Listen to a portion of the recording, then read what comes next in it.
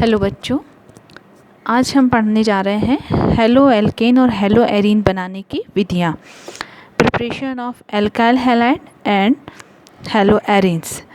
इसके पहले वाले जो वीडियो है उसमें हमने एल्किल हैलाइड और हेलो एरीन्स का क्लासिफिकेशन और नॉमेनक्लेचर पढ़ चुके हैं। आज हम पढ़ेंगे एल्किल हैलाइड बनाने की विधियाँ। प्रिपरेशन ऑफ एल्किल हैलाइड, ये भी मैंने पूरा एनसीईआरटी की बुक से ही तैयार किया है। इसमें सबसे पहली मेथड होती है अल्कोहल से फ्रॉम अल्कोहल, हैलोजन अम्लों की क्रिया द्वारा, by the action of halogen acid. ठीक है ना। तो देखेंगे कि हम अल्कोहल से किस तरीके से एल्किल हैलाइड बना सकते हैं। Alcohol are converted into haloalkane by the addition of halogen acid in presence of dehydrating agent like anhydrous zinc chloride और कंसनट्रेटेड H2SO4। जब भी हम अल्कोहल को किसी हैलोजन एसिड मतलब होता है HX, मतलब HCl है, HF है, HBr, ये हैलोजन एसिड कहलाते हैं। जब भी हम अल्कोहल को हैलोजन एसिड के साथ अभिकृत कराते हैं एनहाइड्रस जिंक क्लोराइड की उपस्थिति में, तब यहाँ से HOH यानी कि H2O निकल जाता है और ये हैलोजन हमारे एल्किल समूह से जुड़ जाएगा, एल्किल ग्रुप से जुड़ जाएगा, तो हमको RX बनेगा और H2O बनेगा। यहाँ पर order of reactivity of HX and alcohol, मतलब यहाँ पर हैलोजन एसिड और अल्कोहल की क्रियाशीलता का क्रम इस प्रकार है। यहाँ पे सबसे ज़्यादा क्रियाशील होती है HI, उसके बाद HBr और उसके बाद HCl। इसका मतलब ये है कि HI से अभिक्रिया सबसे तेज़ी से होगी, फिर HBr से और उसके बाद HCl से। इसके बाद यदि हम अल्कोहल के क्रियाशीलता का क्रम देखें, ऑर्डर ऑफ रिएक्टिविटी देखें अल्कोहल के लिए, तो टर्शरी अल्कोहल जो है सिर्फ HCl के साथ रिएक्ट करने पर ही हमको एल्किल हैलाइड दे देते हैं, जबकि सेकेंडरी अल्कोहल और प्राइमरी अल्कोहल के लिए कैटलिस्ट की ज़रूरत होती है, यानी उत्प्रेरक की आवश्यकता होती है। एक और मेथड है इसमें कि जब हम अल्कोहल को सोडियम ब्रोमाइड और सांद्र H2SO4 यानी कंसनट्रेटेड H2SO4 के साथ हीट करते हैं, तब भी हमको एल्किल ब्रोमाइड मिलते हैं और सोडियम हाइड्रोजन सल्फेट और पानी मिलता है। तो ये हमारी पहली विधि थी।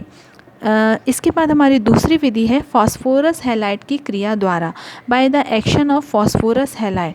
जब हम अल्कोहल पर फास्फोरस ट्राई हैलाइड की अभिक्रिया कराते हैं तब हमको एल्किल हैलाइड मिलता है। मतलब ये हमारा R जो है X के साथ जुड़कर RX बनाता है और यहाँ फास्फोरस बचा, 3 ऑक्सीजन परमाणु बचे, 3 हाइड्रोजन परमाणु बचे। ये तीनों परमाणु मिल करके फॉस्फोनिक एसिड बनाते हैं। ठीक है, ये पहली विधि थी इसमें। इसके बाद होती है जब हम अल्कोहल पर फास्फोरस पेंटाक्लोराइड की अभिक्रिया कराते हैं, मतलब अल्कोहल को फास्फोरस पेंटाक्लोराइड के साथ जब गर्म करते हैं तब हमको RCl यानी कि एल्किल क्लोराइड मिलता है और POCl3 यानी फॉस्फोरिल क्लोराइड मिलता है और HCl गैस मिलती है। इसके बाद है यदि हमको अल्कोहल की जब हमको मतलब ब्रोमो एल्केन या आयोडो एल्केन बनाने होते हैं तब हम अल्कोहल की रेड फॉस्फोरस के साथ अभिक्रिया कराते हैं और जिस प्रकार का हमको हेलो डेरिवेटिव बनाना होता है, चाहे ब्रोमो एल्केन बनाना चाहे आयोडो एल्केन बनाना, तो वही हमको हैलोजन लेना होता है।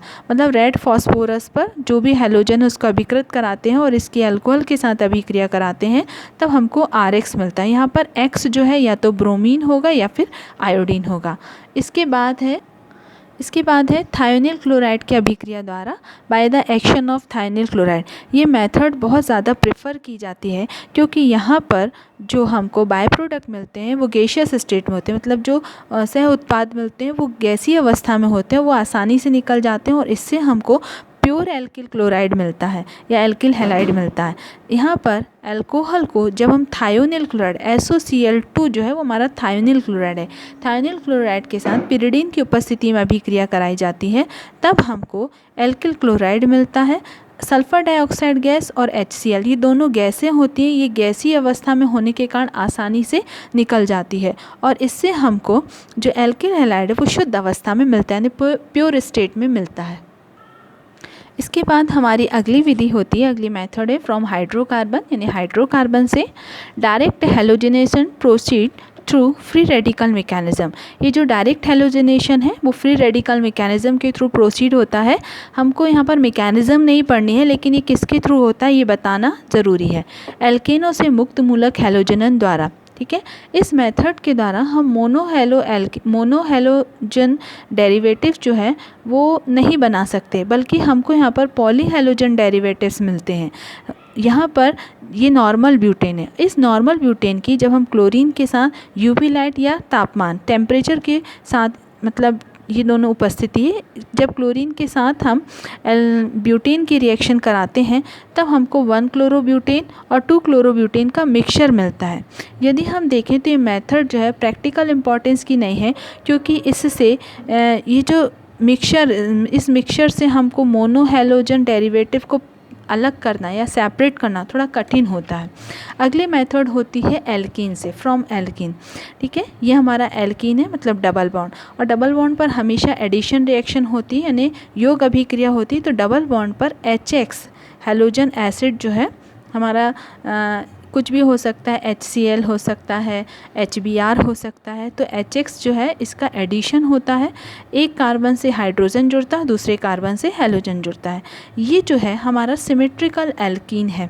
सिमेट्रिकल मतलब ये है कि डबल बॉन्ड के दोनों तरफ जो है एक से ग्रुप है, परंतु जब हम अनसिमेट्रिकल एल्कीन लेते हैं यानी कि असममित एल्कीन लेते हैं तो एडिशन रिएक्शन यानी योग अभिक्रिया मार्कोनिकॉफ्स रूल के अकॉर्डिंग होती है। ये हमने लिया 1 प्रोपीन। यहाँ पर हम देख रहे हैं कि डबल बॉन्ड के दोनों तरफ एक से ग्रुप नहीं है, तो ये जो 1 प्रोपीन है इसमें HBr का एडिशन होगा। HBr यानी होता है हाइड्रोजन ब्रोमाइड।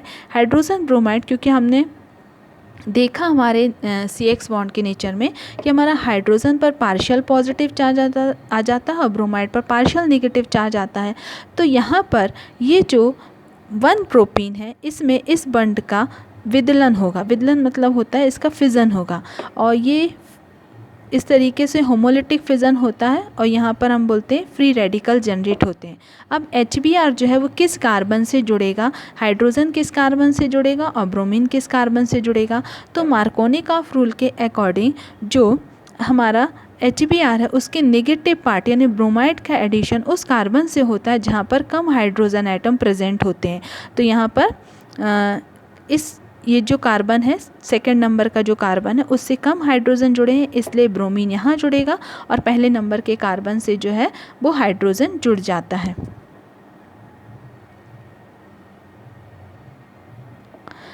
ये सेकंड नंबर के कार्बन से ब्रोमीन जुड़ा और पहले नंबर के कार्बन से हाइड्रोजन जुड़ता। एक और पॉसिबिलिटी होती है जिसके कारण 1 ब्रोमोप्रोपेन मिलता है, लेकिन हमारा 2 ब्रोमोप्रोपेन जो है वो मेन प्रोडक्ट के फॉर्म में मिलता है। मेन प्रोडक्ट हमारा 2 ब्रोमोप्रोपेन है, क्योंकि यहाँ पे मार्कोनिकॉफ रूल फॉलो होता है। ये आप 11th में पढ़ चुके हैं। अब आता है एक और इसमें है कि यदि पेरोक्साइड की प्रेजेंस होती है तब एंटी मार्कोनिकॉफ एडिशन होता है। इसे खराश इफेक्ट भी कहा जाता है। यहाँ पर मार्कोनिकॉफ रूल से उल्टा होता है। बेंजील पेरोक्साइड की प्रेजेंस में HBr जो है इसका नेगेटिव पार्ट यानी ब्रोमीन उस कार्बन से जुड़ेगा जहाँ पर हाइड्रोजन की संख्या अधिक होगी। तो यहाँ पर CH2, यहाँ पर हाइड्रोजन 2 है और इस कार्बन पर 1 है, तो यहाँ पर ब्रोमाइड जुड़ गया और यहाँ पर हाइड्रोजन जुड़ गया। 1 ब्रोमोप्रोपेन, मतलब एक सिंगल प्रोडक्ट हमको यहाँ पर मिला 1 ब्रोमोप्रोपेन। अगली रिएक्शन है हमारी by addition of halogen, halogen के संयोजन द्वारा, ठीक है। डबल बॉन्ड पर हैलोजन का एडिशन होगा यानी हैलोजन का योग होगा। जब कार्बन टेट्राक्लोराइड में घुली हुई ब्रोमीन को एल्कीन में डालते हैं तो ब्रोमीन का जो लाल रंग होता है वो विलुप्त हो जाता है यानी डिसअपीयर हो जाता है।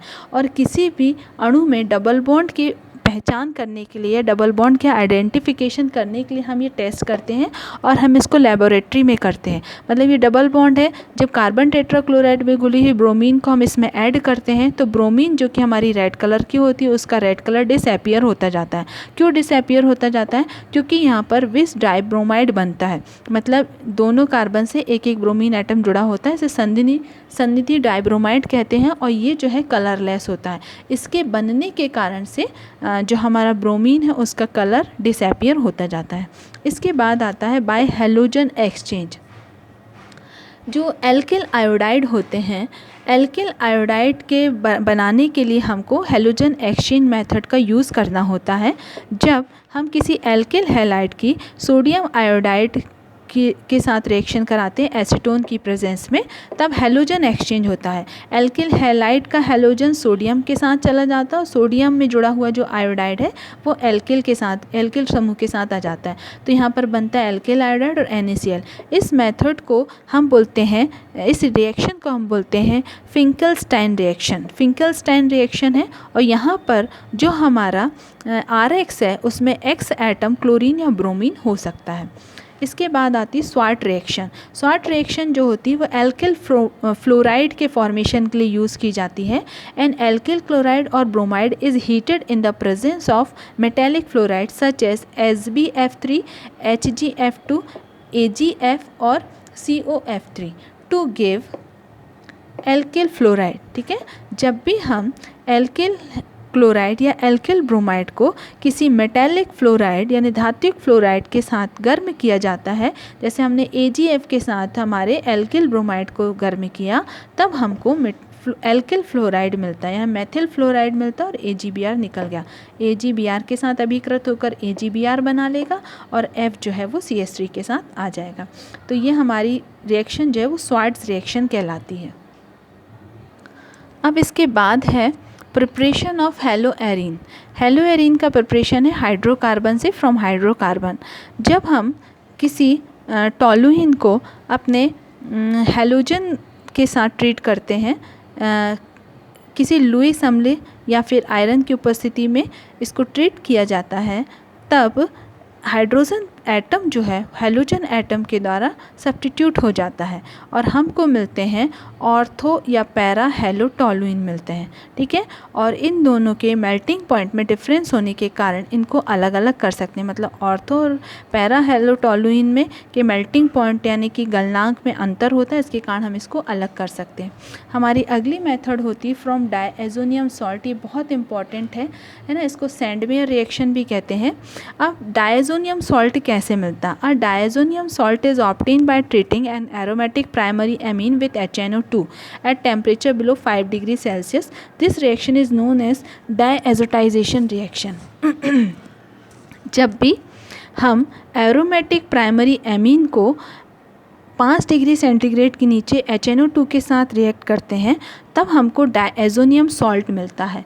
इस रिएक्शन को हम डायएजोटाइजेशन कहते हैं। In actual practice, an ice-cold aqueous solution of NaNO2 is slowly added into ice-cold solution of aniline. मतलब यहाँ पर यह है कि जो ice-cold solution होता है NaNO2 का, हम इसमें HCl में aniline का ice-cold solution ऐड करते जाते हैं ना, और इसके बाद हमको मिलता है बेंजीन डायएजोनियम हैलाइड। ये देखिए एनिलीन है, NaNO2 और HX के साथ इसको ट्रीट करते हैं। 273 से 278 केल्विन मतलब 5 डिग्री सेल्सियस टेम्परेचर है, तो हमको मिलेगा बेंजीन डायएजोनियम हैलाइड।